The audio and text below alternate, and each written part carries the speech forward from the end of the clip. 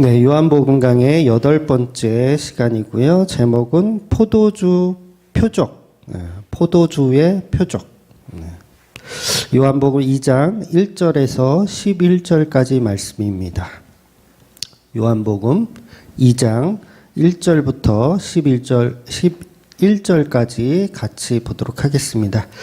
사흘째 되던 날 갈릴리 가나에 혼례가 있어 예수의 어머니도 거기 계시고 예수와 그의 제자들도 혼례의 청함을 받았더니 포도주가 떨어진지라. 예수의 어머니가 예수에게 이르되 저들에게 포도주가 없다 하니 예수께서 이르시되 여자여 나와 무슨 상관이 있나이까 내 때가 아직 이르지 아니하였나이다. 그의 어머니가 하인들에게 이르되 너에게 무슨 말씀을 하시던지 그대로 하라 하니라. 거기에 유대인의 정결 예식에 따라 두세 통 드는 돌 항아리 6이 놓였는지라. 예수께서 그들에게 이르시되 항아리에 물을 채우라 하신즉 아귀까지 채우니 이제는 떠서 연회장에게 갖다 주라 하심에 갖다 주었더니 연회장은 물로 된 포도주를 맛보고도 어디서 났는지 알지 못하되 물도온 하인들은 알더라. 연회장이 신랑을 불러 말하되 사람마다 먼저 좋은 포도주를 내고 취한 후에 낮은 것을 내거늘 그들은 지금까지 좋은 포도주를 두었도다 하니라. 예수께서 이 첫 표적을 갈릴리 가나에서 행하여 그의 영광을 나타내심에 제자들이 그를 믿으니라. 아멘. 네, 오늘 본문은 우리가 너무도 잘 알고 있는 가나 혼인잔치에서 물을 포도주로 바꾼 사건입니다. 주일학교 때 굉장히 단골로 나오는 그런 말씀이기도 하죠. 이제 요한복음에 등장하는 7가지 표적 중에서 이제 첫 번째 표적을 우리가 보는 것입니다. 그래서 이 표적이란 말이 좀 낯설죠. 표적. 우리가 뭐 일상에서 잘 사용하는 단어는 아니에요. 표적. 그러니까 표적은 이런 겁니다. 왜 우리가 그 드라마 같은 데 보면 왜 살인사건이 일어나잖아요. 드라마나 영화 보면 살인사건이 일어나면 국가수에서 그 시신을 가져다가 부검을 해요. 부검을 하면서 뭘 찾느냐면 흔적을 찾아요. 흔적을 막 찾아요. 그런데 이 단순히 흔적을 찾는 게 목적은 아니죠. 흔적을 통해서 누구를 찾기 위한 거냐면 범인이 누구인가를 찾기 위한 흔적을 찾는 거죠. 그래서 범인이 누군지를 알기 위해서 부검을 하는 것이고 흔적을 찾는 이유도 그냥 이 사람이 어떻게 죽었는지 그게 궁금해서가 아니잖아요. 그게 궁금해서가 아니라 이 사람을 누가 죽였는지를 최종적으로 찾기 위해서 흔적을 찾는 거예요. 그 이제 부검하면서 흔적을 찾는 거죠. 그래서 결국은 표적이란 단어도 이와 똑같습니다. 표적이란 단어도 이와 똑같아요. 그냥 어떤 기적이나 기사, 놀라운 일, 요게 목적이 아니라는 거예요. 그러니까 표적이란 단어 속에는 그냥 엄청난 일이 벌어졌어. 내가 흔적을 찾았어. 이 수준이 되어서는 안 되고 그걸 뛰어넘어서 그 흔적이 가리키는 곳, 그게 무엇인지를 보라는 거죠. 그래서 요한복음에선 이 표적이라는 단어가 굉장히 많이 등장을 하는 겁니다. 그래서 이 표적은 이제 세메이온이라는 단어인데 이 단어는 요한복음에서 17번이나 등장을 해요. 물론 다른 복음서에서도 나오긴 나오는데 이렇게 많이 나오진 않아요. 10단어 아마 미만으로 나오는 것 같아요. 근데 요한복음에만 유독 17번이라는 세메이온이라는 단어가 등장합니다. 그래서 이 세메이온하고 비슷한 단어가 있는데 그 단어가 디나미스, 그리고 테라스. 그러니까 뭐 이적, 기사, 뭐 이런 단어들도 있죠. 이적이나 기사, 뭐 이런 단어들도 있는데, 디나미스나 테라스의 단어의 의미는, 그냥 흔적이죠. 그냥 흔적, 놀라움, 뭐 이건데, 이 세메이온은 무엇을 지목하다라는 의미가 있는 거예요. 지목하다. 그래서 한국 단어로 번역할 때 표적, 표지판, 그런 의미가 들어있는 거죠. 표지판, 그런 의미. 그래서 요한복음 1장에서 서론에서 말씀드렸지만 가리키는 것이에요. 가리키는 것. 가리키는 것이 누구라 그랬어요? 세례 요한. 세례 요한 가리킴. 그러니까 율법이 가리킴. 그럼 이 세례요한도 뭐냐면 가리킴. 표적이 뭐냐면 가리킴. 전부 이거 가리킴이에요. 뭘 가리켜요? 예수 그리스도를 가리키는 거죠. 그래서 이 세례요한이란 단어가 요한복음에서는 많이 등장한다는 거죠. 그렇다고 뭐 이적이나 기사들은 예수님의 십자가 복음을 가리키지 못한다는 의미는 아니에요. 그러니까 뜻으로 보면 더 강력하다는 거죠. 표적이란 단어 속에 더 강력하게 예수 그리스도를 가리키는 표적이라는 거예요. 그래서 반드시 기적이나 이적은 그것으로 끝나면 안 되는 거예요. 아무리 좋은 기적도 내가 성경 속에서 막 병자를 고치는 모습을 기적을 봤어요. 그래서 대단하다. 예수님 훌륭하시네. 여기 끝나면 그거는 기적과 이적까지만 본 거예요. 그런데 저분이 하나님의 아들이고 저분이 십자가에 달려서 우리를 구원하실 분이라는 것까지 보면 그걸 이제 표적까지 본 거죠. 그래서 그 사건이 가리키는 방향, 그리고 그 사건이 하고 싶은 이야기가 뭔지를 그 깊이 안에까지 들어가는 거. 그래서 그걸 표적이라는 의미로 요한이 표적이라는 단어를 사용하고 있는 겁니다. 즉 앞으로 보게 될 7가지 표적들은 너무도 확실하게 예수님의 십자가 사역을 본질적으로 손가락질하고 있다라는 거, 본질적으로 가리키고 있다라는 거. 그래서 7가지 표적들은요, 전부 십자가를 표적하고 있어요. 십자가, 예수 그리스도의 십자가를 표적합니다. 그러니까 이게 무슨 말이냐면 기적과 이적의 놀라움보다는 그 사건이 가리키는 방향을 볼 줄 알아야 된다는 거예요. 그래서 그걸 표적이라고 하더라는 거죠. 그런데 우리는 그 기사와 이적의 놀라움만 봐요. 우리는 아닌 것 같아도 수많은 교회 다니는 사람들이요, 표적까지 못 보고 기적과 이사 그것만 보는 거예요. 그냥 초능력을 가지신 예수, 요거까지만 봐요. 그러니까 예수님이 진짜 그런 능력이 있으신 분이구나. 와, 대박이다. 이 수준으로 다 보잖아요, 우리가. 요게 디나미스나 테라스의 개념, 거기까지 온 거고, 표적은 그리스도의 흔적을 통해서, 그 표지판을 통해서 예수 그리스도가 십자가에 달린 메시아라는 걸 볼 수 있어야 된다는 거죠. 그래서 그 표지판이라는 개념, 바울이 갈라디아서 6장 17절에 이런 말을 하잖아요. 나를 괴롭게 하지 마라. 내가 예수의 흔적을 가졌노라. 이런 얘기를 하잖아요. 그러니까 안티드라, 나 좀 괴롭히지 마라. 이 말이 이제 바울 안에는 맴도는 거죠. 이 흔적들은 전부 예수님을 가리키는 흔적이다라는 거예요. 그러니까 바울 자체가 표적이 되고 있는 거죠. 그러니까 저와 여러분도 사실 표적이 돼야 돼. 표적. 예수를 가리키는 표적. 그러니까 오병이어를 저와 여러분이 목격을 했어요. 그 오병이어의 기적을 보고, 그러니까 표적은 못 보고 그 기적만 본 거야. 오병이어의 기적. 그래서 사람들이 막 따라다니잖아요, 예수님을. 와, 저분 대단하다. 장난 아니야. 막 물고기 떡 몇 개 가지고 막 수천 명을 먹여. 와, 대단하다. 그러니까 표적은 못 보고 기적만 보고 따라오는 거예요. 그러니까 예수님이 뭐라 그래요? 책망하시죠. 너희들은 먹고 배부른 까닭에 나를 따라와 오는구나. 그러나 그것보다 그 속에 있는 본질, 예수 그리스도의 살과 피라는 본질을 보지 못하면 소용이 없다라는 말씀을 예수님이 하시잖아요.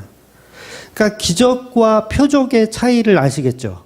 그 의미가 있는 거예요. 우리는 표적을 봐야 됩니다. 기적을 보는 게 아니라. 그래서 표적을 못 보게 되면 계속 예수님의 놀라운 일만 보고 따라오게 되는 거죠.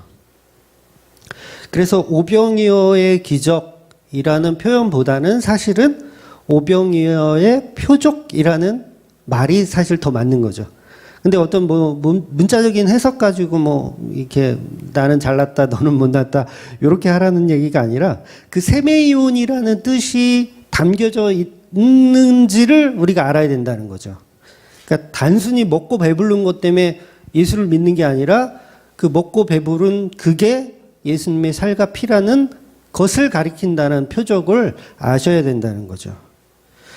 그래서 우리가 그 표적을 알지 못하면 예수님이 예루살렘 입성하실 때 막 호산나를 외치고 갈 길에 옷을 깔고 막 이렇게 종려나무 가지를 흔들지만 결국 그게 다 뭐냐면 표적을 못 보고 기적만 보고 따르는 거예요. 그러니까 수많은 교인들이 지금 그 모습으로 신앙생활을 하고 있어요. 근데 그게 옳다라고 생각하고 있어요. 막 예수님 찬양하고 하나님 높여드리고 막 예배드리고 난리 부르스를 다 치지만 표적은 못 보는 거예요. 기적만 보는 거예요. 그래서 내 안에 내 삶에 이루어질 기적만 기대하죠. 막 로또 1등 맞는 기적, 뭐 이런 거, 막 주식이 대박 나는 기적, 막 이런 기적만 보고 따라온단 말이죠. 그래서 오늘 본문도 보면 가나안 혼인잔치에서 물을 포도주로 바꾼 이 사건은 철저하게 기적이 아니라 표적이라는 거죠. 표적. 그러니까 무엇을 가리키는, 바로 어린 양 예수 그리스도를, 그 십자가를 가리키는 사건으로, 결론으로 볼 수 있어야 된다는 거예요. 그래서 지난주에 말씀드린 대로 호라호하는 시간을 이제 갖는 거고, 그 호라호의 시간에 첫 번째 사건이 바로 이 물을 포도주로 바꾼 사건이라는 거죠. 그래서 물을 포도주로 바꾸는 일을 하셨다는 것은 바로 제자들에게, 성도들에게, 교회에게 보여주기 위한, 표적을 보여주기 위한 사건이라는 거죠. 그래서 이 결혼식에 참석한 수많은 사람들이 있잖아요. 지금 하객도 있고, 마리아도 있고, 제자들도 있고 있는데, 모든 사람에게 표적을 보여주시는 게 아니에요. 네, 모든 사람에게 안 보여주십니다. 그러니까 마리아, 그리고 제자들, 그 다음에 물을 이렇게 떠온 그 하인들, 한마디로 교회에만 표적을 보여주세요. 교회에만. 그래서 오늘 본문의 흐름을 좀 보면, 이제 1절은 사흘째 되던 날 이렇게 시작해요. 사흘째 되던 날. 그러니까 여기서 말하는 사흘은 이게 3일의 개념이 있잖아요. 이게 예수님께서 이렇게 십자가에 죽으시고 부활하신 그 3일을 본질적으로 일단 담고 있는 거예요. 그러니까 나다나엘에게 약속했던 그 언약의 본질을 설명하고 계신 거죠. 그래서 가나라는 이 지역이요, 그 아프리카 가나 아니에요. 아프리카 가나 아니고 그 나다나엘의 고향인 그 가나예요.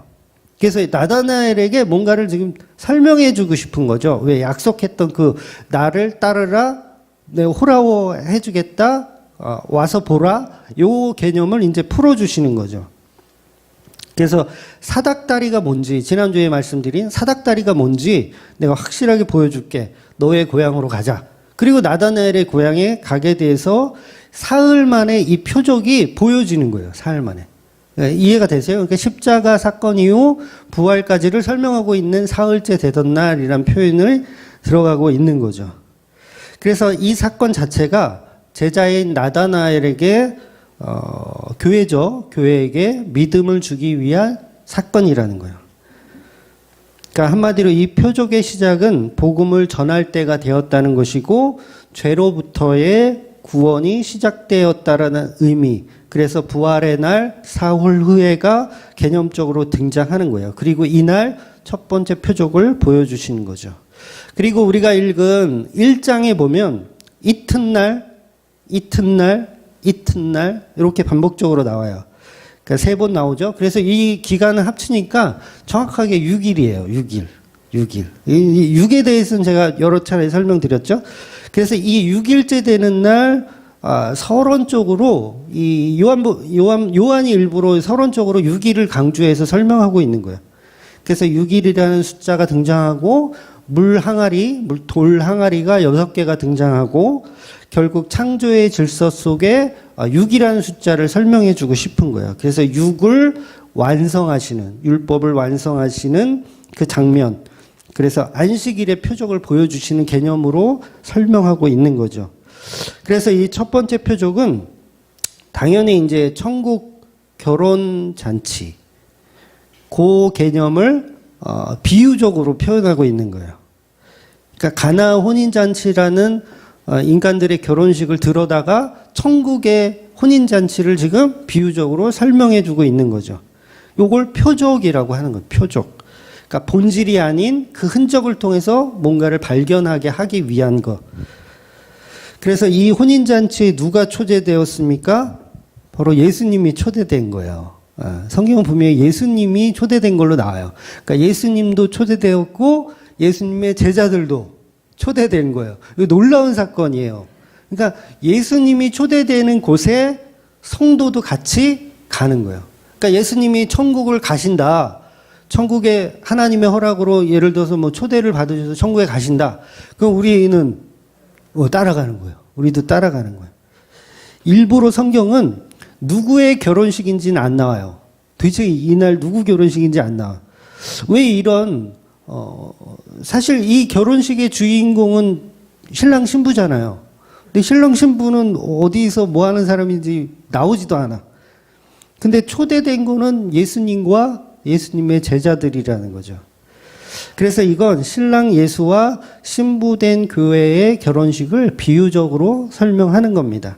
그래서 실제로 누구의 결혼식인지 언급이 없는 거죠. 다시 말해서 신랑 예수와 신부된 교회가 혼인잔치에 초대받는 구원에 관한 메시지를 표현하고 있는 내용이죠. 그래서 천국잔치에서 가장 중요한 게 뭘까? 그러니까 이 땅의 잔치, 이 땅에 지금 육신을 가진 이 땅의 잔치에서 가장 필요한 건 뭐예요, 지금? 포도주. 그러니까 이 땅에서 가장 필요한 건 포도주. 그러니까 포도주가 떨어지면 잔치는 망하는 거예요. 요 개념이 이제 잘 납득이 안 가는데 우리나라로 치면 옛날에는 이제 우리나라도 결혼식 할 때는 항상 국수를 먹었어요. 저 어릴 때만 해도 결혼식 그러면 갈비탕 이런 거 없었어요. 무조건 국수였어요. 국수. 요즘은 다 뷔페로 바뀌었죠. 그런데 예를 들어서 막 경상도에서 전라도에서 막 파주로 결혼식 축하해 주러 왔어. 근데 밥을 안 줘. 국수가 다 떨어진 거야. 밥을 안 줘. 그러면 이건 손님에 대한 예의가 아닌 거죠. 이런 것처럼 이스라엘 지방에서는 손님한테 반드시 대접해야 하는 게 바로 이 포도주였다라는 거죠. 그래서 이 포도주가 떨어졌다는 건 이제 잔치가 망했다라고 표현할 수가 있는 거죠. 그래서 이 결혼식에, 이 땅의 결혼식에서 가장 필요한 건 국수나 아니면 포도주였다라는 거예요. 그럼 천국 잔치에서 가장 필요한 건 뭘까요? 천국 잔치에서 가장 필요한 건 바로 예수님의 피죠. 예수님 피. 어린 양의 피. 그래서 어린 양의 피가 없으면 그건 천국 잔치가 안 되는 거예요. 망하는 거예요. 잔치에 초대받은 사람은 반드시 국수나 갈비탕을 제공받는 것처럼 예수님의 피를 제공받아야 돼요. 예수님 피를.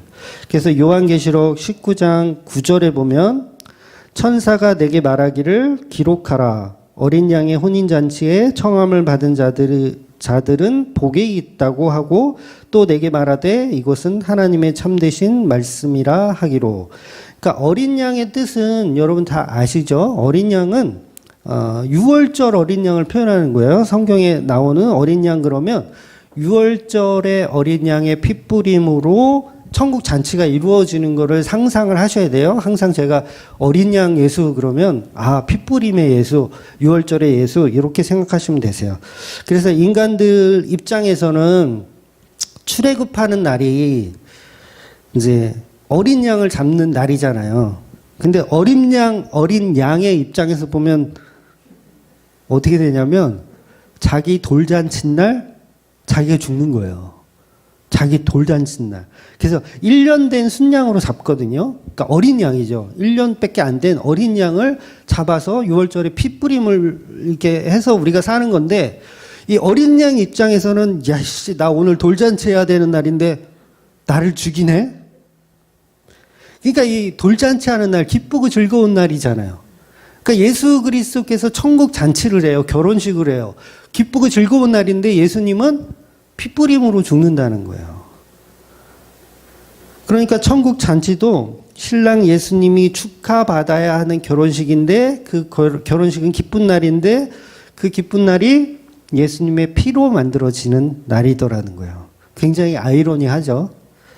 자, 그래서 오늘 본문은 이 어린 양의 혼인잔치를 모형으로 보여주는 표적이죠. 네. 어린 양의 혼인잔치. 그러니까 어린 양의 혼인잔치. 이게 굉장히 엄청난 말이에요. 어린 양의 혼인잔치. 죽음과 잔치가 같이 곁들여 있는. 그래서 3절에 보니까 저들에게 포도주가 없어요. 저들에게 포도주가 없다고 말하는 거예요.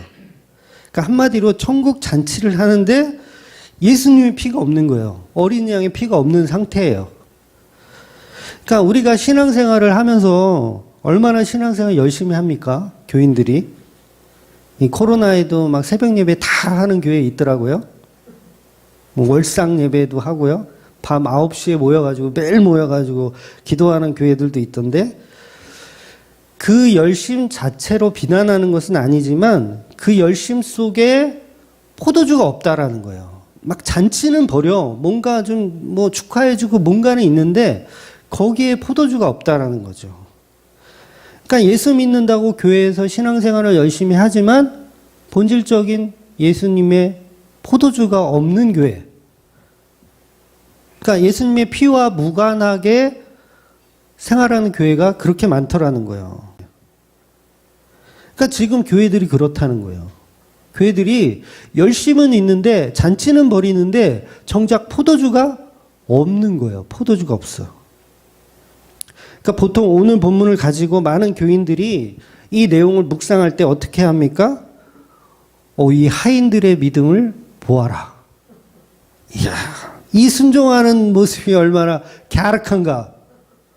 아니 맹물을 떠다가 이 항아리에 부으라니까 얼마나 하인들이 군말하지 않고 순종하며 물을 갖다 부어요. 그리고 예수님은 그러죠. 떠다가 갖다 줘라. 연회장에게 갖다 줘라. 그런데도 순종하며 맹물을 떠다가 포도주라고 그러고 갖다 주는 이 순종의 이 하인들의 믿음. 근데 그 내용에는 예수님의 피가 없는 거죠. 예수님이 하셨다라는 십자가가 없는 거죠. 또 마리아의 결단의 모습이 얼마나 갸륵한가. 아들 예수가 건방지게 말이야. 어머니라고 부르지도 않고 여자여 나와 무슨 상관이 있나이까. 이렇게 모른 척하는데도 불구하고 마리아는 하인들에게 예수가 무엇을 명령하든지 다 하라는 이 순종의 마리아. 이 믿음 있는 마리아. 이 마리아와 하인들의 굴하지 않는 순종의 모습을 본받아 우리도 우리의 열심을 끌어내서 순종과 믿음으로 교회 생활을 열심히 합시다라는 식으로 묵상하고 그런 설교들을 많이 들어왔잖아요. 물론 문자적으로는 틀린 말도 아니죠. 문자적으로는 틀린 말은 아니에요. 그런데 문자적인 의미에 너무 집중한 나머지 본질을 다 놓쳐버리더라는 거죠. 이게 뭐냐면 잔치는 벌이는데 포도주가 빠져 있는 거예요. 교회는 다니는데 예수 그리스도의 십자가 피는 안 믿는 거예요. 내 열심과 내 순종과 내 믿음만 가지고 있는 상태라는 거죠. 결국 혼인잔치의 가장 중요한 포도주가 없는 상태랍니다. 그러니까 신앙생활은 하는데 예수님의 피가 빠져버리면 어떻게 되냐면 인간의 믿음, 인간의 열심, 인간의 열정만 가지고 신앙생활 하게 되는 겁니다. 교회는 다니는데 비전도 있고 열정도 있고 믿음도 있는데 헌신도 있는데 뭐가 없냐면 저들에게 포도주가 없다는 말을 듣는 거예요. 잔치는 하고 있는데 겉보기에는 잔치인데 곧 망해가는 포도주 없는 상태의 잔치를 하고 있다는 거죠. 그래서 교회에서 아무리 예배를 드리고 북치고 장구치고 막 스타 강사를 모셔서 막 부흥을 시켜놔도 결국 포도주가 없다라는 거죠. 예수님의 피가 없는 교회가 대부분이라는 거예요. 그래서 오늘 본문에서 마리아가 예수님에게 말하는 겁니다. 저들에게 포도주가 없다. 물론 마리아는 그 뜻을 알고 하는 얘기는 아니에요. 지금 요한이 쓴 글이기 때문에 그 글을 우리가 해석해서 보는 거니까. 그래서 저자 요한은 마리아를 통해서 정확하게 지적하고 있는 거죠. 그들에게 포도주가 없다. 저들에게 포도주가 없다. 즉 마리아는 본문에서 뭘 상징할까요? 마리아는 본문에서 마리아는요 철저하게 여자를 상징합니다. 그래서 일부러 예수님도 마리아에게 어머니라는 호칭을 하지 않고 여자라는 호칭을 하는 거예요. 그래서 이 여자라는 호칭은 이제 귀내라는 단어인데 요거는 이제 뭐 하대하는 표현은 아니라고 해요. 그러니까 하대하는 표현은 아니고 우리나라로 치면은 뭐 여사님, 여사님 정도, 그런 호칭. 그런데 중요한 건 이 귀내라는 표현은 부인이란 표현이에요. 그러니까 신랑이 있는 여자라는 의미죠. 여자, 신랑이 있는. 그래서 이 귀내 속에는 배우자라는 의미가 들어 있어요. 배우자라는 의미. 그러니까 예수님이 마리아를 통해서 배우자란 의미가 들어간 귀내 여자여라는 표현을 했던 이유는 뭐 농담 삼아 한 게 아니라 뭐 우리가 농담 삼아도 하잖아요. 자기 엄마한테 여사님 왜 그러세요 나한테 뭐 이런 식으로 농담으로 한 게 아니라 그 여자라는 표현을 하고 싶은 거였어요. 예수님은. 그러면 그 여자라는 표현 속에 뭐가 있냐면 신랑 예수와 신부된 교회를 표현하는 거예요. 그래서 여자라는 표현을 사용하시는 거예요. 그래서 그 거절을 위해서 예수님이 일부러 여자라는 단어를 사용하신 거죠. 그러니까 거절. 그러니까 저들에게 포도주가 없습니다라고 했으면 뭐예요? 포도주를 어떻게 좀 구해주든가 뭘 좀 해봐라 라는 의미잖아요. 근데 예수님은 거절하시기 위해서 여자여라는 표현을 한다고요. 그러니까 교회에게 거절하시는 거예요. 지금 교회에게 거절. 그러니까 보통은 이 해석을 거절은 했지만 예수님이 들어주셨다로 우리가 알죠. 그렇잖아요. 포도주가 없다. 근데 거절하셨어요. 예수님이. 나하고 무슨 상관입니까? 그래놓고 포도주 만들어 주시잖아요. 그래서 거절은 했지만 생각해보니까 예수님이 줘야 되는 게 맞는 것 같아서 줬다라고 생각하는데 사실은 처음부터 끝까지 예수님은 거절하고 계신 거예요. 처음부터 끝까지. 때가 아니라고는 말씀을 하시고 거절하신 거예요. 왜냐하면 이 포도주 먹고 표적을 알아본 사람이 단 한 사람이라도 있었나요? 없었어요. 단 한 명도 표적을 알아보지 못하고 어디까지 봤어요? 기적까지만 봤어요. 그런데 그 기적도 교회만 본 거예요. 교회만. 그러니까 하인, 제자들, 마리아 요 정도 몇 사람만 본 거고 연회장도 몰랐죠. 도대체 이 포도주가 어디서 나는지 연회장도 몰랐고 거기서 그 포도주를 마신 많은 사람들도 몰랐던 거예요. 그러니까 기적도 모르는 거죠. 기적까지도 모르는 거죠. 근데 중요한 건 표적을 알아들을 수 있는 사람은 단 한 사람도 없었다. 그래서 예수님이 아직 때가 아니라고 말씀해 주신 거고 포도주를 제공했지만 결국은 거절하신 거예요. 못 알아듣게 하신 거예요. 이게 무슨 뜻인지. 그러니까 우리가 교회에 앉아서 신앙생활 하면서 이 포도주 말씀을, 이 가나 혼인잔치 말씀을 얼마나 많이 들었어요. 근데 이걸 표적으로 연결 못하고 있었으면 우리도 뭐냐면 우리도 그 수준에 있는 거죠. 예수님은 물을 포도주로 바꿀 수 있는 초능력자인가 보다. 이렇게만 보는 거죠. 그래서 예수님은 포도주를 안 주겠다라는 말씀을 하신 게 아니라 주기는 줄 건데 줘도 너희들은 아직 때가 아니기 때문에 못 알아들을 것이란 말씀을 하신 거예요. 그래서 실제로 이 본문을 통해서 이 잔치에 참여했던 많은 사람들은 포도주를 나누어 먹지만 어린 양 예수를 보는 사람은 단 한 사람도 없었다라는 거죠. 그냥 기적만 보고 놀라워할 뿐이지 표적까지 연결할 수 있는 교인은 아무도 없었다라는 거예요. 그래서 예수님의 거절이 맞죠? 거절하신 거죠. 끝까지. 그래서 저와 여러분도 표적으로 보지 못하고 기적으로만 본다면 그 자체가 여전히 포도주가 없는 상태라는 거예요. 아직도 때가 안 된 거죠. 그래서 본문의 제자들도 아직은 이 포도주를 하나님의 어린 양으로서 십자가 구원으로 알아보지 못하고 그냥 단순하다라는 표현은 좀 그렇지만 예수님을 초능력자로 그 수준으로 본 거죠. 그런데 표적은 뭐냐면 이 포도주야말로 예수 그리스도의 십자가 피라는 걸 보는 게 표적이죠. 그래서 피 흘려 죽으신 유월절의 어린 양으로 죽을 그 예수 그리스도를 예표하고 있다라는 걸 봐야 된다는 거죠. 그런데 그때가 아직 아니라는 거예요. 그래서 예수님은 마리아에게 거절하시면서 표적을 보여주셨지만 예수님이 이랬다 저랬다 하신 게 아니라 처음부터 거절하신 게 맞는 거예요. 처음부터 거절했고 나중에도 거절하신 거예요. 결과적으로 표적을 알아보는 사람이 없었기 때문입니다. 그래서 그 표적을 알아보는 때는 언제냐면 예수 그리스도께서 십자가에 돌아가시고 나서 부활하시고 나서 이 말씀을 다시 설명해 주실 때 그때 비로소 이게 표적이었구나라는 걸 알게 되는 거예요.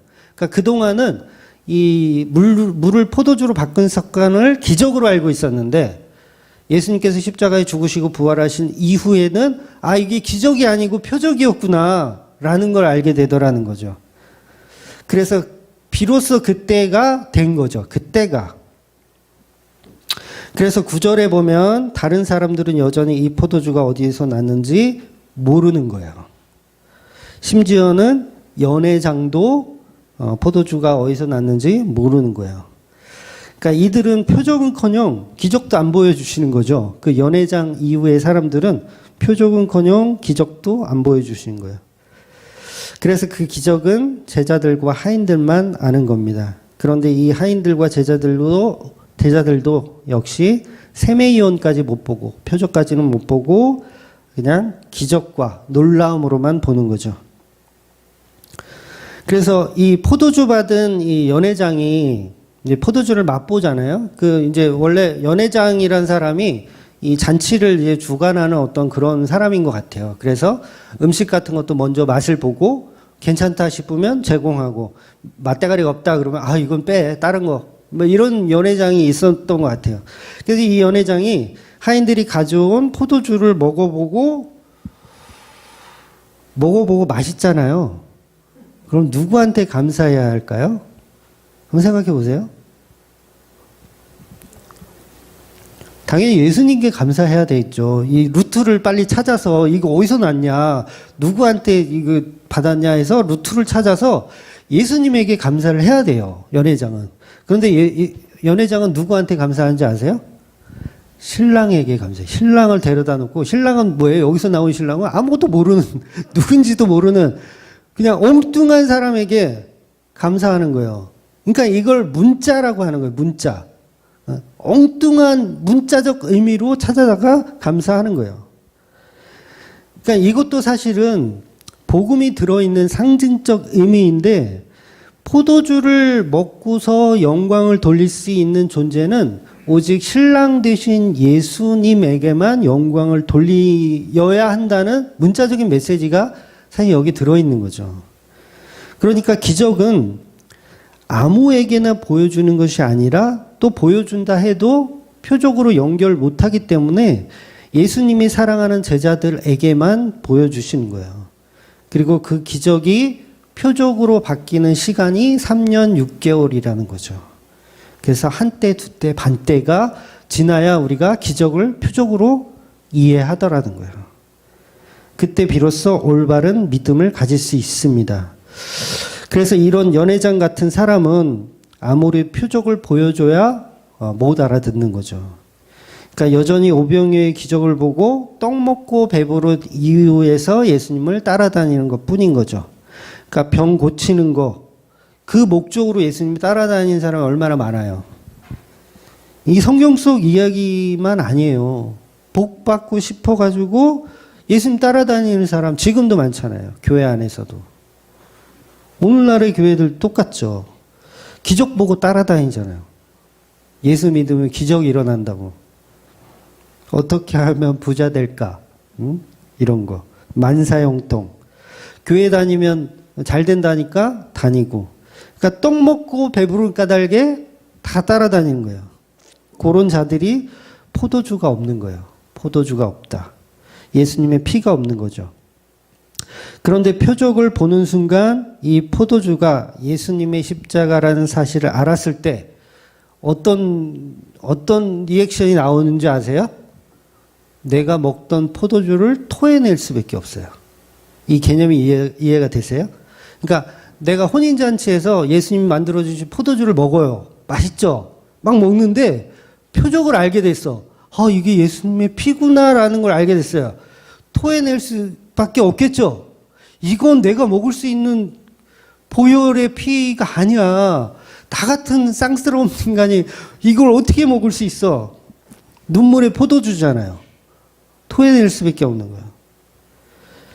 그래서 그동안 교회를 다니면서 신앙생활 하면서 내가 부자 되고 싶은 욕망에 사로잡혀서 만사형통을 바라던 욕망의 신앙생활에서 진정한 표적을 보았을 때, 이 포도주는 그런 개념의 표적이 아니었구나 라고 했을 때 토해낼 수밖에 없죠.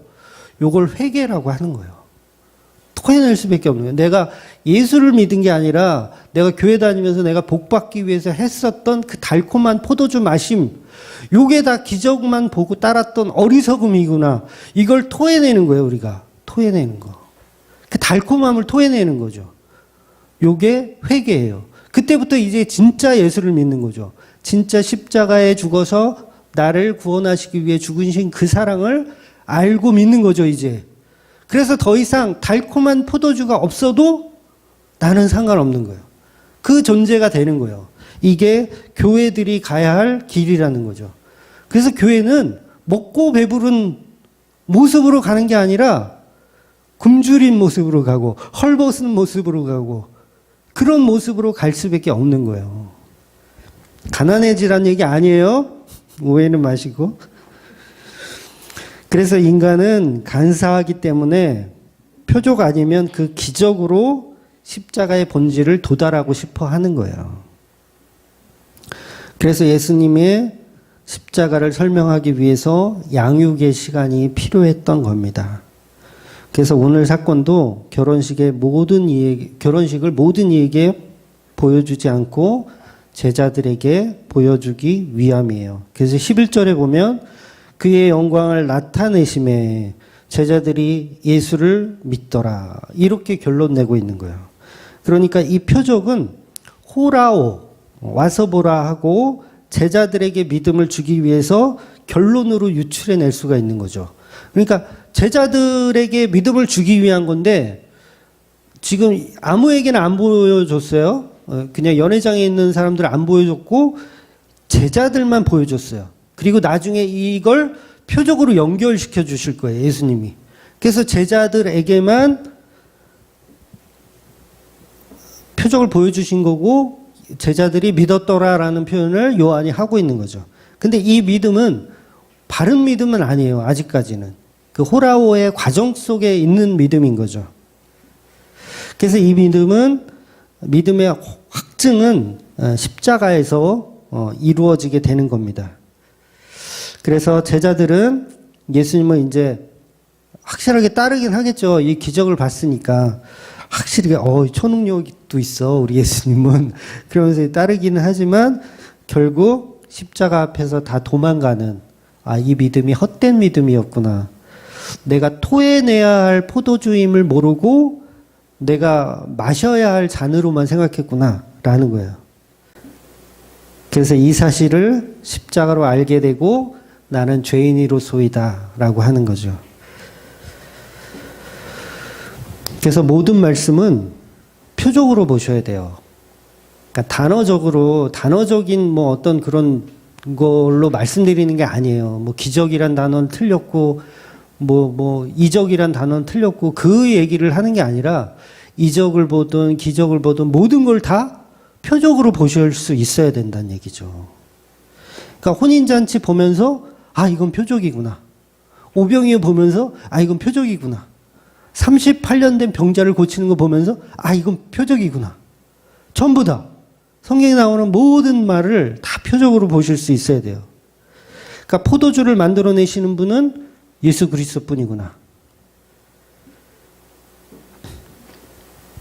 그래서 그 6개의 항아리에 예수님이 피를 부어주시는 거죠. 피를 부어주시는 거.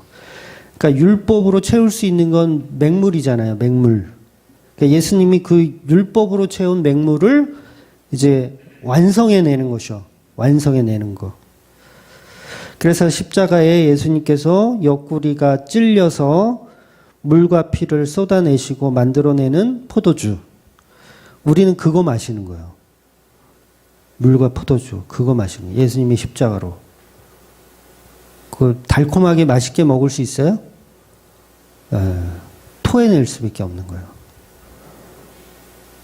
그래서 미리 지금 제자들에게 십자가의 표적을 보여주고 계신 것이죠. 그래서 여전히 교회 안에서도 기적을 믿는데 포도주가 없는 사람이 너무도 많이 있습니다. 항아리는 있어요. 항아리는 있는데 텅 빈 항아리예요. 근데 신앙생활 잘한다고 무기죠. 그러니까 정결 예식에 사용하는 이 6개의 물 항아리가 비어 있어요. 물론 장로의 유전적인 율법에서는 이스라엘 사람들은 식사하기 전에 손을 씻는 그 유전이 있었어요. 이건 뭐 율법이라고 할 수 있죠. 그 사람들이 갖고 있었던 장로의 유전 같은 건데 항상 밥 먹을 때 밥 먹기 전에 손을 씻었어요. 그래서 예수님도 그 제자들하고 손을 안 씻고 드셨거든요. 그래서 막 뭐라 그러죠. 저것들은 손도 안 씻고 밥 먹는다고. 그래서 물 항아리가 비어 있었다라는 건 뭐 처음부터 없을 수도 있었고 뭐 손님이 많아서 다 사용했을 수도 있어요. 그런데 중요한 건 물이 왜 비어졌느냐가 중요한 게 아니에요. 왜 비어졌느냐 중요한 게 아니에요. 그러니까 원래 없었는지 다 썼는지 그건 중요한 게 아니고 어차피 인간은 율법으로든 은혜로든 자기 힘으로 불가능하다라는 걸 표현하는 거예요. 자기 힘으로는 불가능하다. 그러니까 비어 있어도 구원을 못 얻는 거고 다 채워져 있어도 구원을 못 얻는 거예요. 그건 하나도 중요한 게 아니죠.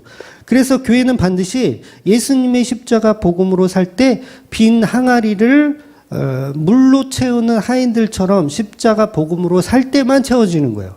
뭐든지. 그러니까 아무리 채워도 그게 포도주가 되지 않으면 소용이 없다는 얘기예요. 아무리 채워도 포도주가 아니면. 그래서 야고보가 말한 것처럼 뭐 행함 있는 믿음으로 행함 없는 믿음은 죽은 믿음이다. 그 행함을 자기가 자랑하며 살지 못하죠. 그게 뭐예요? 내가 채운 건 물뿐이니까. 내가 채울 수 있는 건 물뿐이니까. 그래서 누구나 교인들은 십자가만 은혜라고 생각할 수밖에 없는 거예요. 그러니까 어떤 하인이 이 지금 물 떠다 준 하인이 물을 포도주로 바꾸는 걸 봤어요. 봤어. 그랬을 때 사람들한테 뭘 자랑할 수 있을까? 와, 물이 포도주가 바뀌었어. 이걸 자랑하겠어요? 아니면 야, 내가 거기 물 떴다 놨잖아, 내가. 이건 똥멍충이죠. 야, 그건 나도 할 수 있어. 그럴 거 아니에요. 그건 나도 할 수 있어. 근데 이 하인은 그게 중요한 게 아니야, 지금. 내가 물을 떠다 놔서 채운 게 중요한 게 아니라 물이 포도주가 바뀐 게 중요한 거예요. 근데 우리는 신앙생활 하면서 내가 채운 물에만 집중하며 신앙생활 해요.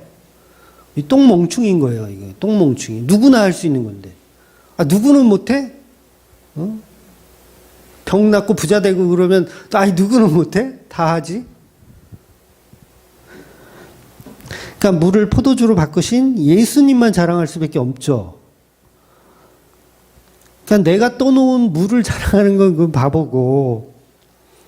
그래서 우리는요, 예수님의 십자가만 자랑할 수밖에 없는 거예요. 그렇게 만들어지고 있는 거예요. 그래서 7가지 표적은 모두 교회에게 주시는 예수 그리스도의 피라는 거죠. 저와 여러분에게 주시는 표적. 그래서 우리가 지난주까지 요한복음 1장 서론에서 7편의 설교를 드렸어요. 7편의 설교를 했을 때 확인했던 결론이 뭐였냐면 예수님만 메시아다. 예수님을 대신할 수 있는 건 아무것도 없다. 그러니까 예수님이 사닥다리인데 그 사닥다리를 치우고 우리가 그 대신할 수 있는 무언가를 자꾸 만들면 그건 다 가짜라고 말씀드렸잖아요. 다 가짜다. 인간의 갸륵한 마음일지라도 그건 가짜다. 그냥 우상 숭배하고 있는 것 뿐이다. 그러니까 하나님은 인간의 정성을 받으시는 분 아니에요. 자꾸 그걸 오해하세요. 그건 종교예요, 종교. 하나님은 인간의 갸륵한 정성이나 어떤 그런 헌신을 받으시는 하나님이 아니라는 거죠. 그러니까 부처님은 맞아요. 그런 헌신을 받으시더라고요. 그러니까 공양미 300석을 나한테 바치면 내가 심청이 네 아버지의 눈을 뜨게 해줄 때 이런 스타일이 불교의 부처님이시고 하나님은 그런 분이 아니세요. 그러니까 예수님만 받아요. 예수님의 피만 받아요. 그러니까 예수님을 대신할 수 있는 건 없다. 이게 요한복음의 서론이었던 거예요. 그래서 기독교는 절대 종교가 아닙니다. 종교가 아니에요. 모든 종교는 모든 종교에서 나오는 신은 사람이 뭔가를 자꾸 들여서 그분을 감동하게 하는 게 종교인데 기독교만 유일하게 인간의 마음 같은 건 개나 줘버리라고 하는 거예요. 인간의 마음 정성은 개나 줘버려라. 오직 예수님의 피로만 감동하시는 하나님을 계시하고 있는 게 성경이라는 거죠. 그래서 예수님의 피만 연락받으신다는 것. 이게 제사의 본질이잖아요. 예수님 피만 연락받으세요. 그러니까 제사를 드리는데 딱 정해진 거, 소, 양, 염소. 그런데 나는 집에 아무것도 없는데 우리 집 고양이를 드릴게요. 그럼 받아요, 안 받아요? 안 받는 거예요. 그런데 인간들이 생각할 때는 아니 우리 집 고양이가 더 가치가 있는데 왜 하나님 안 받으시나? 아니 코끼리를 잡아다가 드리면 더 기뻐하셔야 되는 거 아닌가? 이렇게 생각하는 거죠, 우린. 그래서 막 코끼리 잡으러 다니죠. 더 하나님을 감동시켜야 되겠다는 마음에서.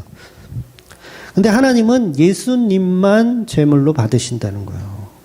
아무리 우리가 사냥 나가서 뭐 호랑이를 잡아와가지고 하나님 제가 호랑이를 잡았습니다. 드려봐야 전부 가인의 제사라는 거예요. 인간의 피땀 눈물은 한 방울도 안 받으신다는 거죠. 그러니까 오늘 본문이 말하고 싶은 첫 번째 기적도 예수 그리스도의 피를 말하고 있습니다. 그러니까 예수님의 피를 믿는 것이 믿음이라고 정의하고 있어요. 그러니까 저와 여러분도 예수님의 피를 믿으셔야 돼요. 그거 안 믿으면 종교생활 하고 있는 거예요. 이제 앞으로 요한복음이요, 7가지 표적들을 이제 순서적으로 보여주실 건데, 그 표적을 보면서 기적에 대한 놀라운 사건으로만 보면, 그냥 초능력으로 할 수 있는 예수님으로 보면, 그건 믿음이 아닌 거예요. 믿음인 것 같지만 믿음 아닙니다. 전에도 제가 말씀드렸지만, 저도 물을 포도주로 한번 바꿔보려고, 어떤 그 강사 목사님이 그 수련회였는지 하여튼 가가지고 강사 목사님이 물을 포도주로 바꾼 기적을 믿으십니까? 막 이러는 거예요. 물을 포도주로 바꾼 기적을 믿으십니까? 이걸 믿어야 세상 사람들과 다른 거예요. 교회는 다니면서 왜 안 믿어요? 비슷해요. 지금. 교회는 다니면서 말이야. 물을 포도주로 바꾸는 걸 왜 못 믿어? 이걸 믿어야 예수 믿는 거예요. 하도 지랄을 하길래 진짜 컵을 갖다 놓고 맹물을 떠다가 집에서 주 예수의 이름으로 명하나니 물은 포도주로 바뀔지어다. 믿습니다. 절대 안 되더라고요. 절대 안 되고 데워서도 안 되고요. 데워서도 안 되고. 그건 에이돈이라는 믿음이죠. 확인하는 거. 기적을 믿는 거예요, 그냥. 기적을 믿는 거. 표적이 될 수 없어요. 기적을 믿는 거예요. 기적을 믿는 거는 다른 종교에 타 있다라는 거예요. 그러니까 특히 기독교에서도 신사도 운동하는 친구들 있잖아요. 그런 사람들이 신비주의 이단으로 빠지는 경우가 다 이런 경우예요. 그러니까 기적을 믿으려고 하는 거죠. 기적을 믿는 게 아니라 기적을 표적으로 봐야 된다는 거예요. 기적을 표적으로. 그러니까 진짜 믿음은 예수 그리스도의 십자가 그 피를 믿는 거, 이게 믿음이라는 거죠. 그걸 오늘 본문이 정의하고 있어요. 그러니까 병자를 고치는 거, 그 모습 보고 와 신기하다. 지금도 그런데 많이 사람들이 몰려가잖아요.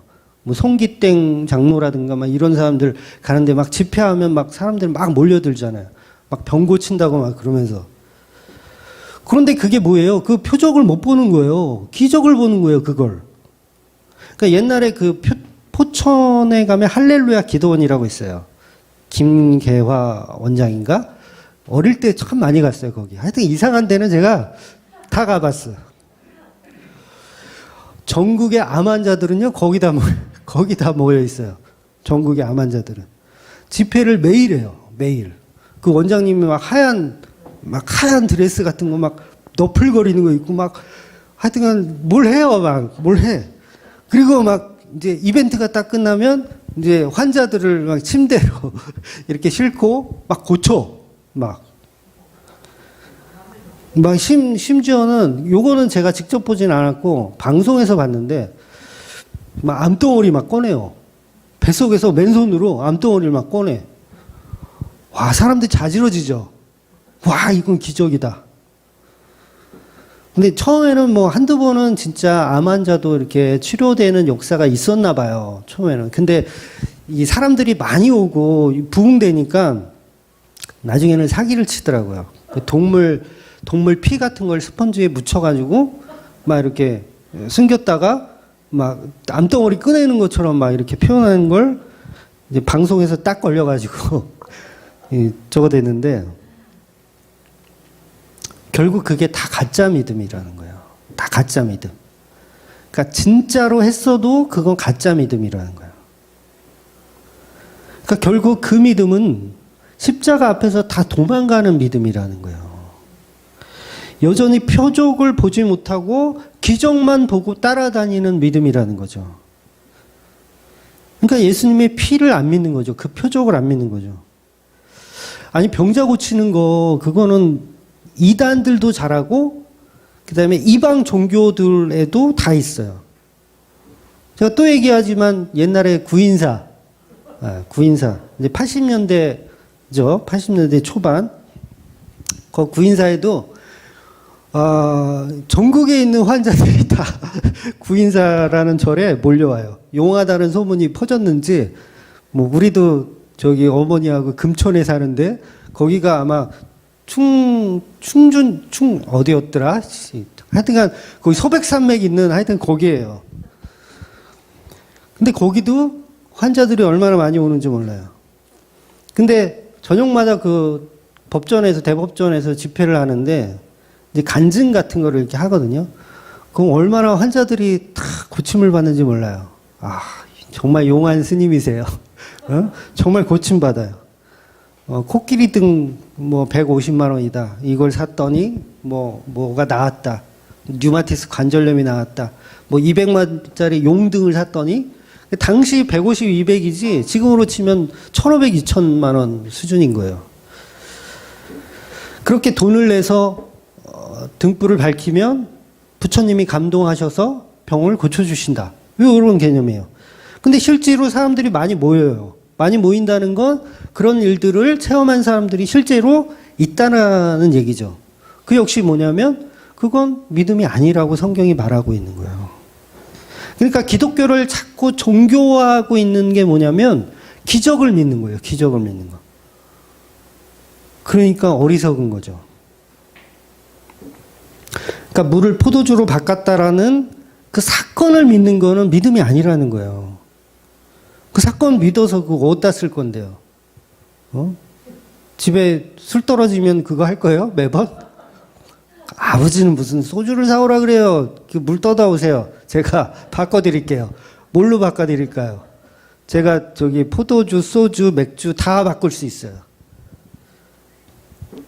누가 아멘 한 것 같아요, 지금. 그러니까 그건 믿음이 아니라는 거죠. 그러니까 요한복음 전체가요, 그걸 폭로할 겁니다, 이제. 그걸 폭로할 거예요.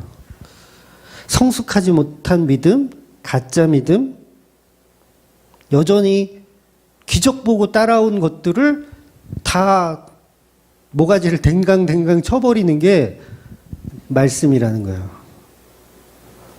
그러니까 이 성경 흐름이 다 비슷비슷하거든요. 그러니까 출애굽기도 우리가 보고 있지만 그 흐름도 똑같아요. 이스라엘 백성들이 여러 가지 기적을 봤어요. 뭐 홍해를 가르고, 뭐 만나가 내려오고, 막 반석에서 물이 나오고, 기적을 믿었어요. 믿죠. 누가 안 믿어요? 다 믿었어요. 그래서 열심히 율법도 지키려고 했어요.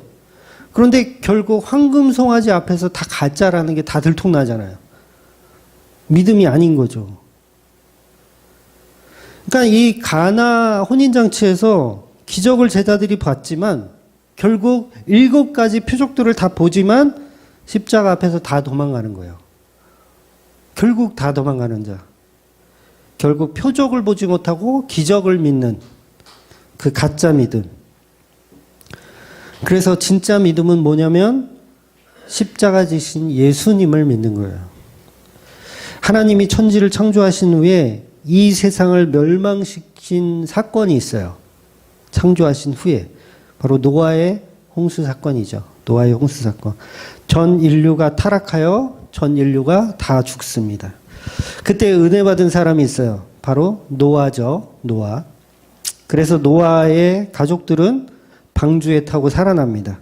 그래서 성경에서 이 살아남의 구원을 베풀어 주시는 이유는 뭐냐면 십자가에 죽으셔서 구원을 다 이루신 예수님을 설명하기 위해서예요. 그러니까 노아를 살려주신 이유 뭐예요? 예수님의 십자가를 표현하는 걸 보여주기 위해서요. 그러니까 여러분이 구원받는 건 여러분의 구원받는 그 가치를 두시면 안 되고 내가 구원받아 예수님의 피가 진정한 영광과 승리였음을 알게 하기 위해서 우리를 살려주신 거라고요. 이해가 되세요? 그러니까 노아를 구원시킨 건 예수 그리스도의 영광을 선포하기 위해서 살려주셨다는 거예요. 그걸 은혜라고 표현하는 거죠. 그래서 이 노아가 홍수가 끝났습니다. 뭘 시작하는지 아세요? 포도 농사를 시작을 해요. 참 아이러니하죠? 포도 농사를 시작해요. 그래서 하고 많은 농작물 중에 왜 포도 농사를 시작할까? 이유는 딱 하나예요. 예수님의 피를 설명하기 위해서요. 예수님 피를. 그러니까 예수님의 피가 뭐 포도주가 아니라 뭐 사과즙이었다. 그러면 노아는 사과를 심었을 거예요. 근데 성경은 포도를 심어요. 그러니까 예수님의 피를 설명하기 위한 하나의 플랜이었죠. 플랜. 그런데 어느 날 이 노아가 농사가 잘 됐는지 포도주를 마시고 취했어요. 그리고 벌거벗은 상태로 잡니다. 여기서 주는 교훈은 뭘까? 그러면 우리는 어떻게 생각하냐면 술 취하지 말아야겠다. 술 먹으면 개망신 당하는구나. 이렇게 우리가 성경을 보잖아요. 낮술은 애미애비도 못 알아보는구나. 절대 술 먹고 취해서는 안 된다. 그럼 자식들한테 험한 꼴 당한다. 뭐 이렇게 우리가 교훈으로 삼죠. 근데 성경에서 이 포도주로 인해 망신당하고 있는 노아를 표현하는 거예요. 그러니까 그런데 정작 솔직히 포도주 먹고 술 먹고 벌거벗고 잔 거 누구 책임이에요? 노아 자신의 책임이잖아요. 그래서 정작 벌 받아야 할 사람은 누구예요? 노아죠. 그런데 노아가 벌 받는 게 아니고 둘째 아들이 벌을 받는데 그것도 둘째 아들이 벌 받는 게 아니고 그 둘째 아들의 아들이 벌을 받아요. 함의 아들 가나안이 저주를 받아요. 도대체 이런 불합리한 내용이 성경에 있어요. 이유가 뭘까요? 왜 이렇게 납득이 안 되는 이야기가 있지? 그러니까 아버지 하체를 둘째 아들 함이 최초에 발견하고 덮어주지 않고 이제 다른 형제들한테 이야기를 하잖아요. 그러니까 이 말은 뭐냐면 노아의 벌거벗은 상태, 그 좋은 거예요, 나쁜 거예요? 벌거벗은 상태? 나쁜 거죠. 나쁜 거예요. 근데 다른 형제들도 마찬가지로 그걸 좋게 봤어요, 나쁘게 봤어요? 나쁘게 본 거예요. 나쁘게 봤으니까 좋은 행동은 아니니까 뒷걸음쳐서 들어가서 옷을 덮어주죠. 그러니까 나쁜 어떤 행동을 덮어주는 그 모습. 그러니까 다른 형제 셈과 야벳은 뒷걸음쳐서 옷을 덮어주는데, 즉 노아의 벌거벗은 상태는요, 바로 예수 그리스도의 십자가의 수치를 표현하는 거예요. 예수 그리스도의 십자가의 수치. 그러니까 믿음 없는 우리는 그 모습을 수치로 봐요. 수치로 볼 수밖에 없어요. 수치. 부끄럽다. 그래서 함은 그 수치를 덮지 않은 것이고, 다른 두 형제는 수치라는 걸 알기 때문에 그걸 덮어주려고 한 거예요. 덮어준 거죠. 즉 저와 여러분에게도 예수님의 십자가를 바라보는 두 가지 시선들이 있어요. 그 수치를 나의 수치로 생각하고 덮어드리는 아들이 있고요. 그 수치를 조롱하며 자랑하는 아들이 있더라는 거예요. 물론 이 둘째 아들 함이 조롱을 했는지 아니면 민망해서 그냥 도망갔는지 알 수는 없어요. 근데 중요한 것은 그 수치를 함은 내 것으로 보지 않았다는 거예요. 내 것으로 보지 않았다는 거예요. 아버지가 벌거벗고 자는 걸 내 모습으로 보지 않았다는 거예요. 함은. 그런데 다른 형제는 그걸 내 모습으로 본 거죠. 그래서 그걸 덮어주려고 했던 거예요. 그래서 노아의 포도주 사건은 예수님의 벌거벗음을 상징하고 있는 예표인 거예요. 그래서 창세기, 이제 포도주에 대한 이야기가 쭉 나오거든요. 그래서 창세기 14장 18절에 보면 이제 아브라함이 멜기세덱에게 떡과 포도주를 가지고 대접하는 이야기가 나와요. 그러니까 결국 멜기세덱은 하나님의 제사장이죠. 하나님의 제사장. 떡과 포도주를 받으시는 분으로 표현해요. 그러니까 이런 식으로 성경에 등장하는 포도주에 관한 이야기를 다 찾으면 사실 이제 저녁 밤 늦게까지 이제 해야 돼요. 아마 그렇게 해도 모자랄 겁니다. 그래서 생략하고 이제 예수님의 말씀을 이제 결론으로 보고 설교를 마치도록 할게요. 그러니까 누가복음 22장 20절 볼게요. 저녁 먹은 후에 잔도 그와 같이 하여 이르시되 이 잔은 내 피로 세우는 새 언약이니 곧 너희를 위하여 붓는 것이라. 요 말씀을 듣고 이 가나 혼인 장치가 예표였구나라는 걸 알았어야 돼요. 근데 요때까지도 몰라요, 제자들은. 그러니까 결국은 호라오 해야 알게 되는 거예요. 직접 체험해 봐야 돼요. 십자가를 직접 체험해 봐야 돼요. 그래서 예수님이 포도주의 결론을 말씀하시는 거예요. 그러니까 이 잔은 당연히 포도주를 말하는 겁니다. 그러니까 포도주는 새 언약이니 곧 너희를 위하여 붓는 나의 피라. 너희를 위하여 죽는 십자가다 라는 걸 표현하는 거죠. 그렇다면 오늘 본문에서 포도주를 만드는 이유는 뭘까? 물을 포도주로 만드는 이유는 뭘까? 피에 대한 언약의 말씀을 첫 번째로 예표하고 있더라는 거죠.